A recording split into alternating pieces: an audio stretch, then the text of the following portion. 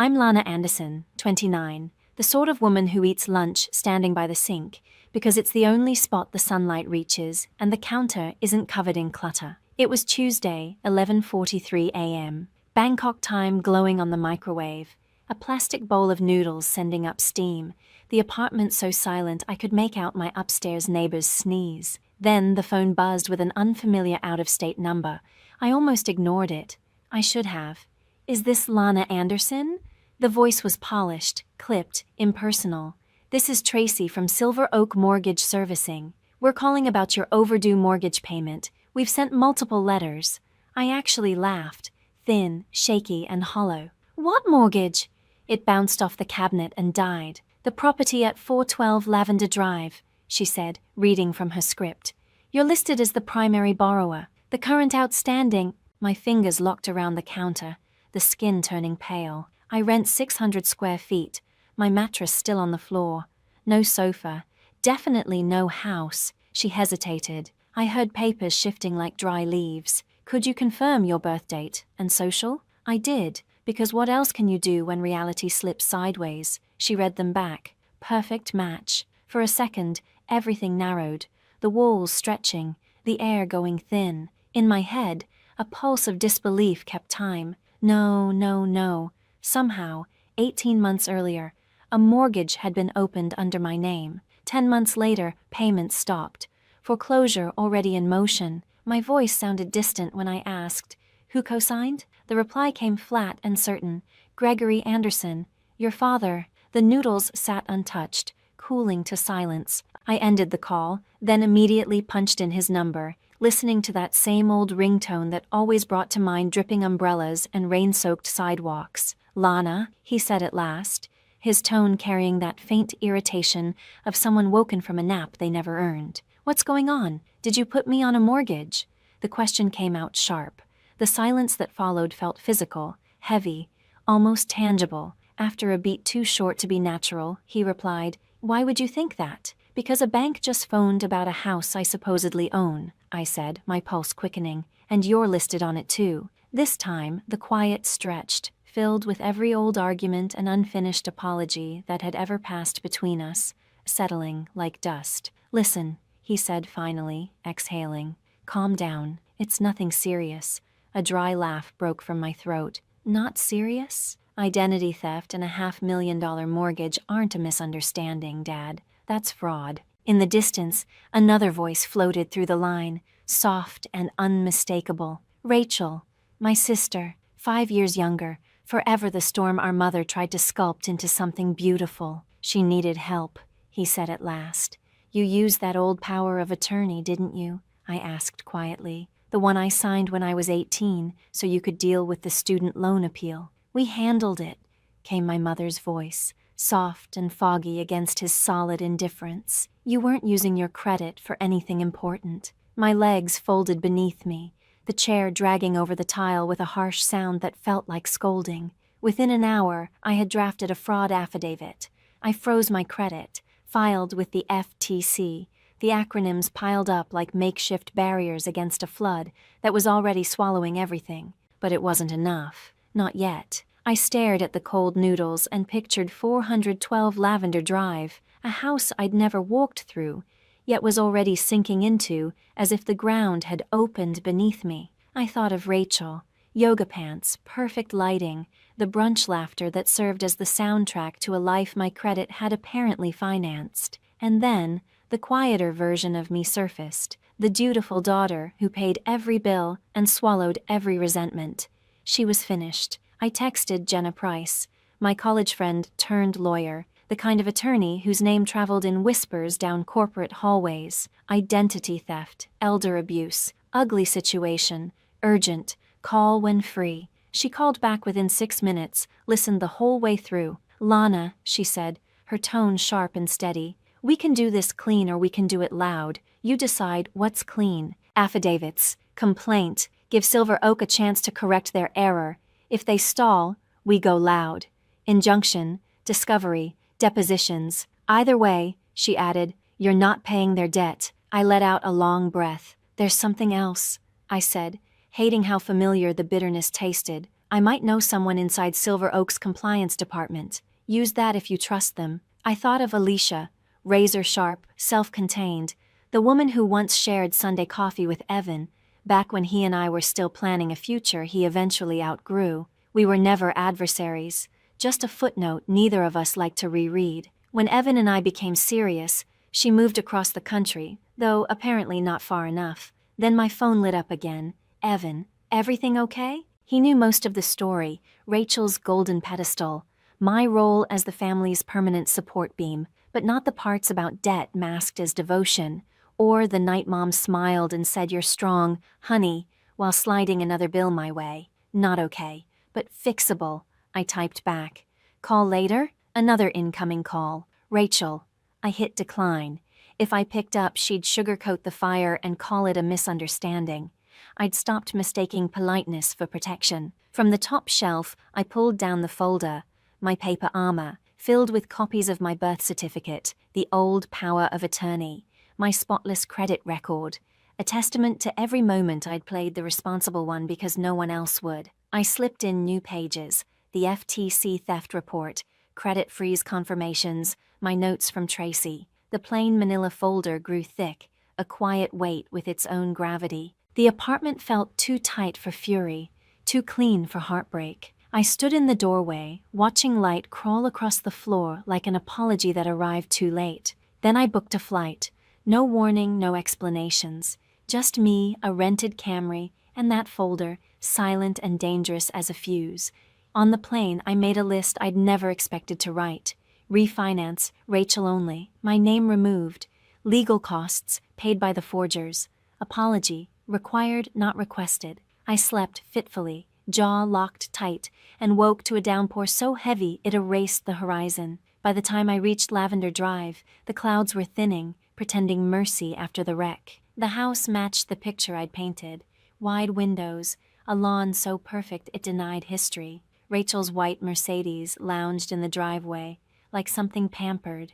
One knock, and the door quivered. She opened it with her practiced influencer smile, which faltered the moment she saw the folder. Lana, wow, what a surprise. She guided me in, voice drifting through automatic hospitality. Smoothies, cleanses, turmeric. The air smelled like eucalyptus and indecision. I'm here about the mortgage, I said, my tone calm, almost kind. That's the thing about rage once it's filed and labeled. It gets efficient. A small glitch crossed her face. It was a team decision, she said brightly. You weren't using your credit. You didn't ask for it, I replied, stepping into a living room so staged it barely seemed lived in. You took it. Footsteps. My parents emerged. My mother already murmuring apologies.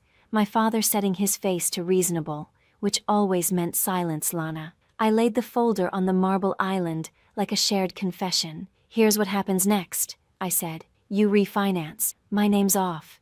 You pay my legal fees. Rachel's voice tightened. I can't qualify.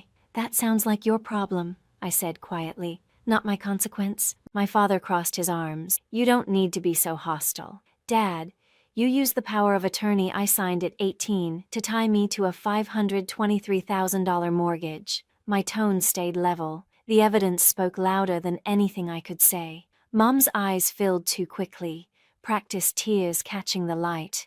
We gave you life, Lana, and then you tried to lease it out, I replied. Outside, rain began again. Light, steady, rhythmic against the windows like time keeping score. In that pause, I saw the path ahead take shape. Filings, hearings, signatures, a judge's clipped judgment, the clean sound of finality. I gathered my folder. You can speak with Jenna, I said, sliding her card across the island. From now on, she handles this. At the door, Rachel's voice softened into the tone that used to turn me into her silent crew member. You wouldn't let your sister take the fall for this, would you? I opened the door. The air smelled like wet concrete and release. You let me, I said, for 10 months. Outside, the rain eased, light breaking through. My phone buzzed. A message from Evan. Here when you're ready to talk. No fixing, just listening. Then another, unexpected. Alicia, saw your name in an internal alert. I can route this for a clean compliance review if you'd like. Strictly professional. I stared at her words, feeling that old awkwardness edged with something new. Purpose. This was going to be messy before it became orderly. Yes, I typed back. A professional review would help. Thank you. I slipped the phone into my jacket, started the Camry, and steered toward what waited ahead. Neat or loud, Jenna had said. It would be both. By the time I parked across from 412 Lavender Drive, the rain had stopped, leaving the air metallic, sharp with aftermath. I sat for a minute, engine silent, watching the house. 3 stories, cream stucco, black-trimmed windows, the kind that brag about minimalism. Rachel would call it manifested. I called it collateral damage. On the seat beside me, the manila folder rested, dense, deliberate, filled with affidavits, statements, screenshots sharp enough to cut through denial. I wasn't here just to ask questions. I was here to end them. I took a breath, adjusted my jacket, and walked up to the door. Rachel opened the door before my second knock landed. She looked untouched by consequence, hair polished into a perfect wave, leggings that cost more than my entire grocery budget, and that glossy, camera-ready glow that came from treating life like an endless sponsored ad. "Lana, oh my God, look at you!" She flung her arms wide as if we were filming a reunion scene. "I had no idea you were in town." "Surprise," I said, flat. Her gaze flicked to the folder tucked under my arm, the smile faltering for a fraction before snapping back into place. "Come in! Want a smoothie? Pineapple detox with chia." "I'm not here for a smoothie." The air went still, cut clean by the words. Inside, the house looked like Pinterest had staged it. Fake greenery, white-on-white furniture, a scripted good vibes only sign over the couch. I almost laughed. If vibes paid bills, maybe the bank wouldn't be calling me. "You look tense," Rachel said, tone soft, calculated. "Maybe we can talk about what's upsetting you." "What's upsetting me," I said, setting the folder on her spotless counter, "is that a bank just called to tell me I'm behind on a mortgage. This mortgage, in my name." A flicker passed over her face, gone before it could land. "Oh, that. Yeah." She crossed her arms like a magazine pose. "It was a family decision, Lana. We all agreed you weren't using your credit. Mom and Dad said it was fine." "I never agreed," I said. "You forged my name." She laughed, the brittle kind that shatters instead of softens. "Don't make it sound so criminal. It's not like we stole money from you. You're just listed." "That is theft, Rachel," I said evenly. "It's on paper, where crimes live." Her jaw stiffened. "You're being dramatic." "No," I said, opening the folder and laying out the evidence one sheet at a time. Forged signature, expired power of attorney, statements. "I'm being thorough." The door creaked open behind me. I didn't have to turn to know. Mom's voice came first, wavering. "Lana, honey, what's going on?" Dad followed, his words clipped. "Why ambush us like this?" "Ambush," I said, meeting his eyes. "You forged my signature on a $500,000 loan. You made me a criminal on paper." His jaw tightened. "You're overreacting. We were helping your sister get on her feet by knocking mine out from under me." He crossed his arms, the Anderson way of declaring the discussion over before it started. "You're still young," Dad said flatly. "You'll recover. Your credit will bounce back." I laughed, sharp and short. "You make it sound like a bruise, not a foreclosure." Rachel's voice edged defensive. "We thought you'd understand. You've always been the strong one. You've got that job, that boyfriend, that whole stable life." "Exactly," I said, my tone cooling. "That's why you assumed I wouldn't notice until it was irreversible." Dad stepped forward. "Enough. Lower your voice." I turned to him, steady but cutting. "You took a power of attorney I signed at 18 for a student loan appeal and used it to buy your favorite child a house. That isn't a mistake. That's fraud." "Don't say that word," Mom gasped, eyes wide. "It sounds so ugly." "It is ugly." The silence that followed was brittle as glass. Then Rachel tried again, her tone trembling. "What do you want, Lana? Money? I can't refinance now. My credit's wrecked. Maybe if you give me time." "No." I pushed a document across the counter toward her. "You refinance this property in your own name. You pay every legal fee. You send written proof when it's done." Dad let out a dry scoff. "You're not taking your own family to court." I met his stare, unflinching. "Already hired counsel. Her name's Jenna. You'll hear from her soon." Rachel went pale. "Lana, please, wait." I closed the folder with a crisp snap. You should have waited before signing my name. I turned for the door, but Mom's hand caught my wrist, her eyes gleaming with perfectly timed tears. We gave you life, sweetheart, and then you signed it away, I whispered, freeing myself. Outside, the evening air was cool, edged with rain and clarity. For the first time in years, I didn't feel small. I slid into the Camry, heart racing, as my phone vibrated. Alicia reviewed the initial file. Something's off with the notary stamp. I'll run it quietly and keep you posted. Then another.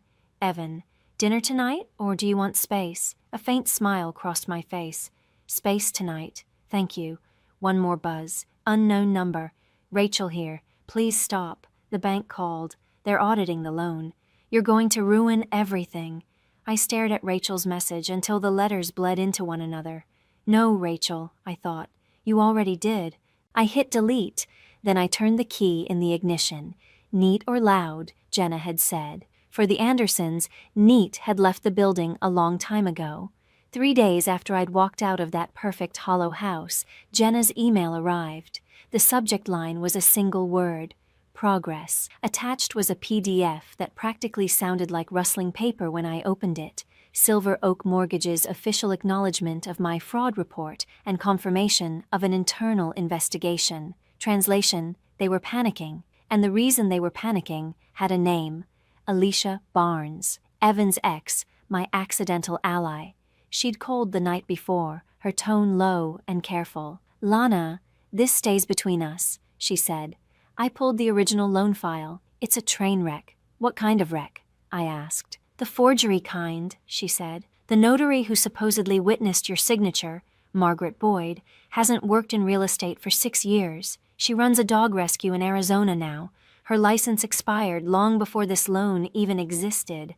My pulse kicked hard. You're certain? Absolutely. That's strike 1 I heard her typing, brisk and efficient. Strike 2. Your income verification. The file says you're a senior software engineer making $147,000 a year. I almost laughed. I've never made more than 63. I'm in logistics. Exactly. The letterhead company on the verification doesn't exist. Total fabrication. She paused, and I could hear another flurry of keys. Strike 3. The payments. Every mortgage payment on record came from an account owned by Gregory and Linda Anderson, your parents. So Rachel hasn't paid a cent, I said quietly. Not one. I leaned back, eyes fixed on the ceiling, the air thick and heavy like a storm waiting to drop. So they used my name, my credit, their money, and Rachel's entitlement to buy a house none of them could afford. Pretty much. I rubbed at my temple. What happens now? Silver Oak will work with your attorney, Alicia said after a pause. They'll hold off foreclosure until the fraud case is settled. But, Lana, what? You didn't hear this from me, but your sister already tried to charm a junior compliance officer into delaying the audit. She said it was all just a family misunderstanding. I let out a slow breath. She never learns when to stop digging. Then she's about to, Alicia replied. After the call ended, I typed out everything she'd told me and sent it straight to Jenna. Within an hour, Jenna had filed an injunction to pause the foreclosure until the fraud investigation ran its course. That single filing meant Silver Oak was legally barred from touching me while the case remained open. Just like that, the current began to shift. A week later, I sat across from Evan in a dim Thai restaurant, idly stirring a bowl of curry that tasted like nothing. He reached across the table, brushing his thumb lightly against my wrist. You've been miles away all night, he said quietly. I'm still processing, I told him. It's like realizing your parents borrowed your life and forgot to return it. He gave a faint, tired smile. You always take care of everyone, even the ones who hurt you. Maybe this time you look out for yourself. I wanted to thank him, to tell him I was trying, but all I could do was nod. His phone buzzed, screen lighting the tabletop. I caught the name before he turned it face down. Alicia Barnes. Our eyes met.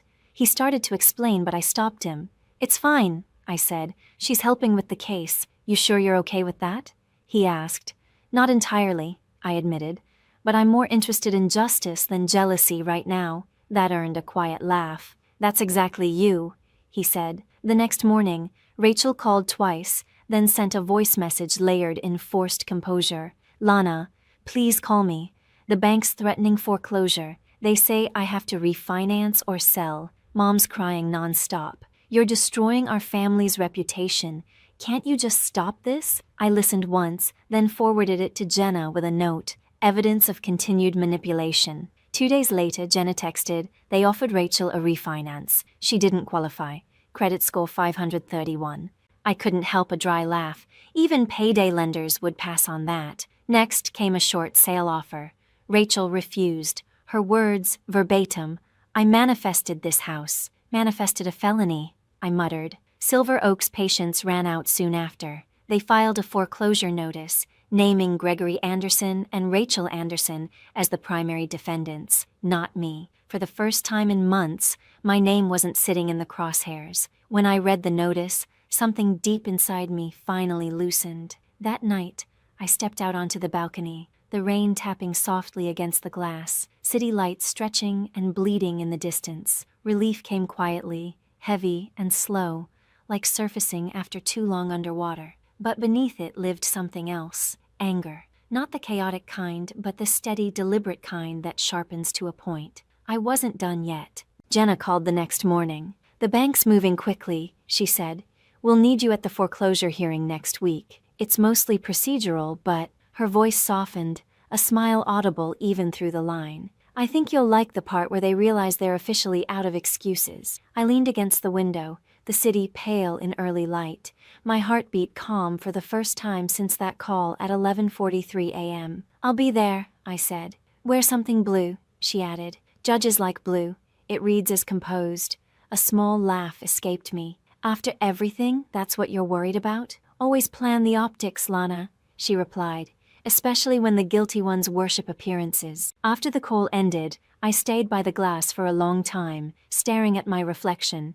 Tired, a little hollowed out, but upright. I thought about Rachel's curated furniture, my father's cold logic, my mother's trembling apologies, and realized none of them frightened me anymore. If they wanted composure, I'd give them that. But if they wanted silence, they'd get the truth instead. The morning of the hearing arrived heavy and gray, the kind that smelled like wet asphalt and consequence. I left early, dressed in a navy blazer, just as Jenna advised. Calm, deliberate, unshakable. Outside the courthouse, she handed me a coffee. Ready to watch a family implode under oath? She asked. I've been ready since they forged my name, I said. Inside, the courtroom buzzed with the low hum of anticipation.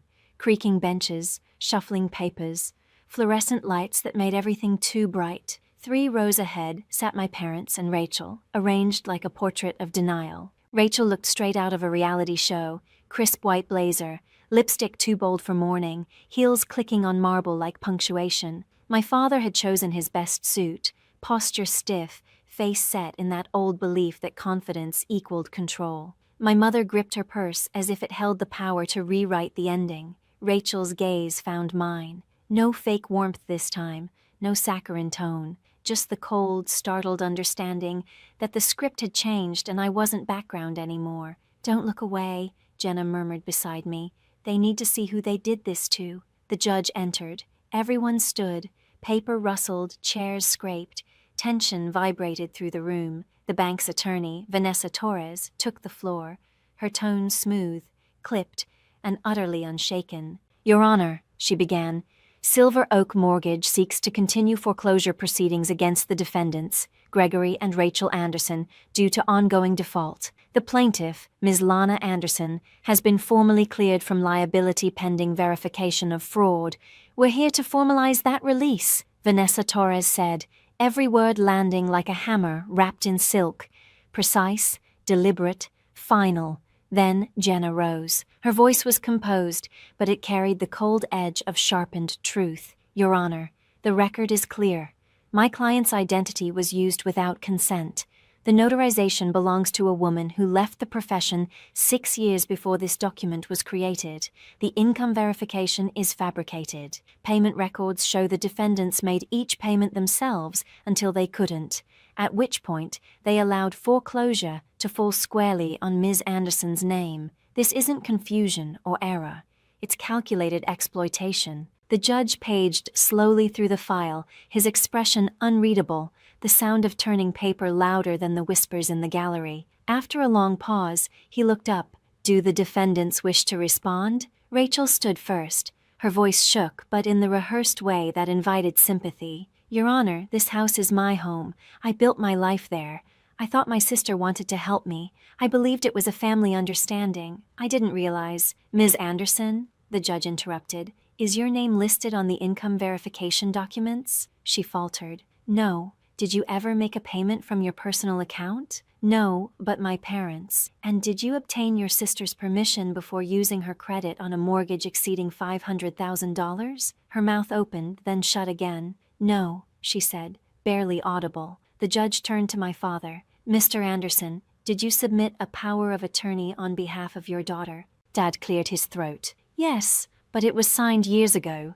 We didn't, so it wasn't executed for this specific transaction." He hesitated, then muttered, "No." The judge leaned back, exhaling softly. "Then I've heard enough." No gavel strike came. It wasn't needed. His tone alone carried the finality. "The court authorizes foreclosure against the defendants, Gregory and Rachel Anderson. Ms. Lana Anderson is fully released from liability, pending the conclusion of the fraud investigation. Silver Oak Mortgage reserves the right to seek damages from those responsible for falsified documents." It was done in under 15 minutes. The air thickened with silence. Rachel's complexion drained to paper white. My mother's lower lip trembled. My father's face set like stone, not in remorse, but in anger. When the judge dismissed the room, I rose slowly, feeling the weight of motion and meaning in my legs. Jenna gathered the papers with practiced precision, tucking them neatly into her briefcase before murmuring, "One chapter closed." Outside, the rain had started again, soft, rhythmic, not punishing, but purging. As we descended the courthouse steps, I heard my father's voice behind me. "You didn't have to do this." I turned to face him. "You're right," I said quietly, "but you made sure I didn't have another choice." Mom stepped forward, her expression a portrait of wounded grace. "You've humiliated your sister." "She managed that herself," I replied evenly. "You both just helped her get there faster." Rachel lingered on the top step, streaks of mascara sliding down her face like ink bleeding through paper. For once, she didn't defend, didn't charm, didn't perform. She just stood there, fragile and silent, almost human. Jenna touched my arm. "Come on, before your mother turns this into Act 2. We walked to the car in silence. The windshield wipers moved in slow, steady sweeps as the courthouse faded in the rearview mirror, but the ache in my chest didn't fade with it. "I thought I'd feel vindicated," I said finally, watching the gray world pass by. "But all I feel is hollow." "That's normal," Jenna said. "Justice doesn't always come with satisfaction. Sometimes it just comes with quiet." I nodded, watching raindrops race each other down the glass. That night, I sat alone in my apartment, a cup of tea cooling in my hands, the court order spread across the table, my freedom rendered in legal ink. My phone buzzed, an unknown number flashing on the screen. I didn't need to check it. Rachel's voice came through, thin and ragged. "You really did it," she whispered. "You let them take everything." I closed my eyes. "No, Rachel," I said softly. "You handed everything away." Her voice broke. "You've ruined us." "No," I said. "I stopped you from ruining me." Then I ended the call. The silence that followed wasn't peace, but it was ownership. For the first time since that Tuesday morning call, I felt solid, no longer falling, no longer flinching. But Jenna was right. One chapter was done. The next one, the one with consequences, was just beginning. 2 weeks after the hearing, her email arrived. The subject line read, "Time to go on offense." Inside was a draft of the civil suit, damages for identity theft, credit destruction, emotional distress, and loss of financial opportunity. At the bottom, the total, $215,000. I exhaled slowly, staring at the figure. It wasn't revenge. It was arithmetic. The price of their choices written in black and white. For years, I'd been the one who patched things up, who kept family secrets buried and conflicts quiet. But this time, I wasn't the cleanup crew. I was the reckoning. I texted Jenna one word, "File it." Within 48 hours, the papers were served. No warning, no soft preamble, just envelopes landing like well-aimed consequences on their doorstep. The fallout was immediate. Rachel left a 6-minute voicemail that swung between sobbing and fury. "Lana, how could you do this? I'm your sister. You're really suing family over paperwork? Do you even care what this stress is doing to Mom?" I didn't respond, but I saved it. Jenna called it useful evidence, a living exhibit of guilt and manipulation. Dad's response came by email. "We gave you everything. Is this how you repay us?" I forwarded it to Jenna with the subject line, "Entitlement, Exhibit A." The real surprise came 3 days later, from Uncle Rob. I hadn't seen him in years. Mom's younger brother, the quiet one who always stayed out of the family theatrics. His text was simple. "Heard what happened. Coffee this weekend. My treat." We met at a lakeside diner that still smelled of burnt toast and truth. Before the waitress even filled my cup, he slid a thick folder across the table. "Been holding on to this," he said. Inside were trust documents, our grandparents' estate. When they'd passed, the money was meant to be divided evenly among all the grandkids. Only one had been dipping in. "Rachel," Rob said, stirring his coffee. "$118,000, all before she turned 25. Your parents told me it was for her career development. She spent it on retreats, cars, and interior design." My throat tightened. "I never saw a cent." He gave a dry chuckle. "I know. That's why I kept copies. Figured someday the truth would matter. For the first time, I understood. Not everyone in this family was blind. Some were just waiting for the match to catch." "Will you testify if it goes to court?" I asked. "Gladly," he said. When I told Jenna, her reaction was instant and gleeful. "That's gold. A character witness and financial documentation. We're not just winning, Lana. We're setting precedent." And that's when the offers started. First came a $20,000 settlement with a non-disclosure clause. "No admission of guilt," their lawyer wrote. Jenna didn't even pause. "Add a 0, she said, "or don't bother calling again." Next came 60. The NDA had vanished, but the apology clause was still missing.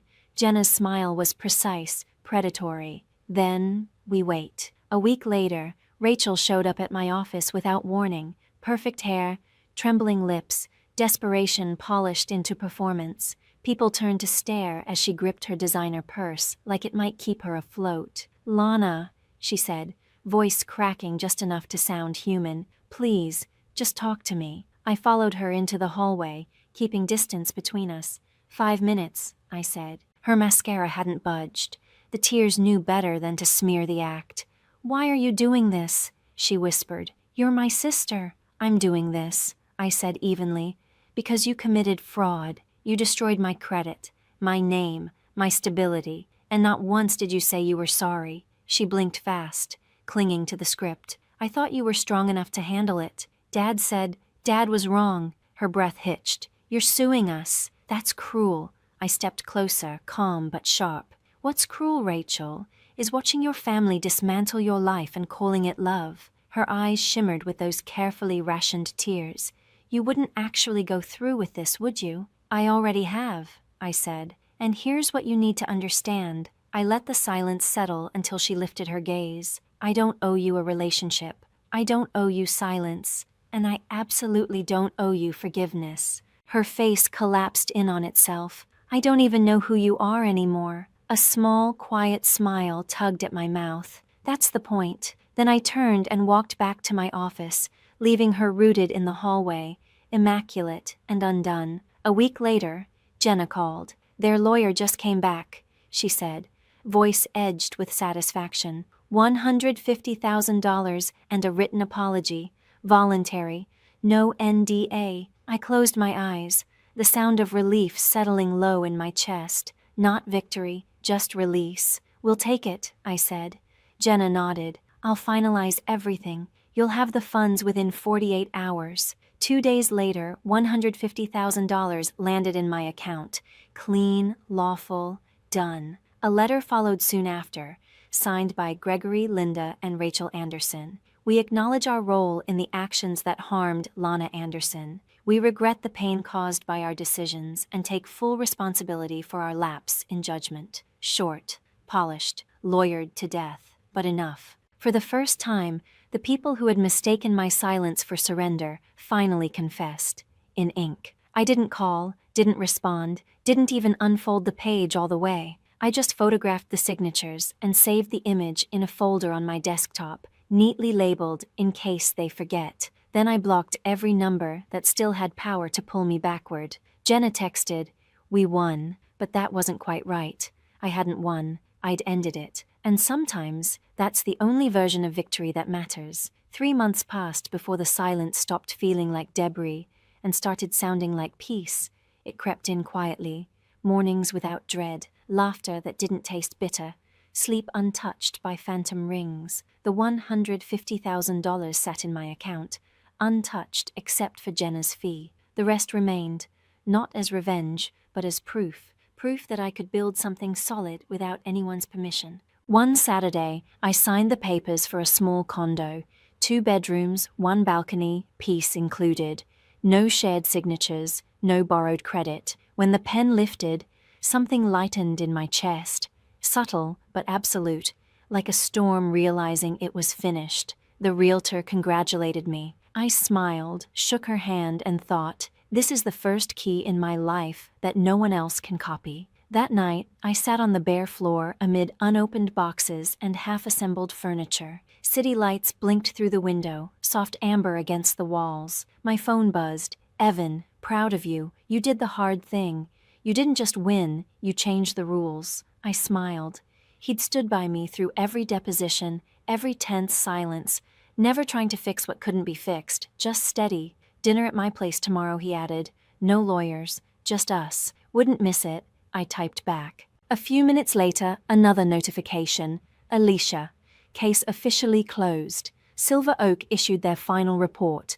Fraudulent origination confirmed. Borrower fully exonerated." I typed slowly, "Thank you for everything. You didn't have to help, but you did." She responded almost instantly. "Call it professional redemption. Besides, Evan always said you were the one who actually finishes things." This time her name didn't sting. The triangle was gone, replaced by mutual respect and something close to closure. Later, when the city quieted, I opened my laptop. There was still one thing left. Over the months, I'd kept a meticulous journal. Every call, every lie, every signature, every family favor. That night, I turned it into a post for a financial survivors forum. My parents forged my name on a mortgage. My sister lived in a house I was paying for without knowing it. Here's how I fought back, and what it taught me about love, silence, and the cost of forgiveness. I removed names, blurred dates, stripped away everything but the truth. I didn't write it for revenge. I wrote it for the ones still trapped in family-shaped cages, waiting for permission to walk out. By morning, the post had gone viral. Tens of thousands of upvotes, hundreds of comments, a flood of stories that echoed mine. Sons describing parents who opened credit cards in their names, daughters who co-signed loans to help, brothers who'd been told, "You're stronger, you'll bounce back." As I scrolled, the same truth surfaced again and again. Family loyalty, when used as leverage, isn't love, it's control. And sometimes, the truest act of love is letting the leash break. A few weeks later, a letter arrived from Uncle Rob, handwritten, plain paper, sincerity too big for fancy stationery. "Lana, proud of you. You didn't just defend yourself. You reminded the rest of us what accountability looks like. Your grandparents would have called it courage. P.S. The old lake house is still in the family trust. Your name's on the deed now. Use it for something honest." I folded it carefully, pressing it to my chest. Honest. It had been a long time since that word fit anywhere near my family. On my first night in the condo, I lit a candle and left the windows open. The air smelled of rain again, softer now, almost forgiving. I thought of Rachel sometimes, not with anger, but detached curiosity. Last I'd heard, she was living with a friend, posting quotes about healing and rebirth. Maybe she was learning, maybe not. It no longer mattered. Forgiveness, I'd realized, wasn't opening a door. For me, it was locking one. Not out of bitterness, but clarity. Some doors simply shouldn't swing both ways. Months later, Jenna came by for coffee. She scanned the place, smiling. "You did it," she said. "And you didn't even frame the apology letter." I laughed. "It's filed away, in case they ever forget." "Good," she said. But now you get to build, not defend. After she left, I stood by the window, mug warm in my hands, watching the city hum, steady, uncaring, alive. This wasn't victory. It was aftermath, the clean kind, where nothing is owed, nothing pending, nothing forged. On the coffee table lay a single key, plain and solid. For the first time in years, I didn't feel like someone's daughter or someone's sister. Just Lana Anderson, unowned, unapologetic, free.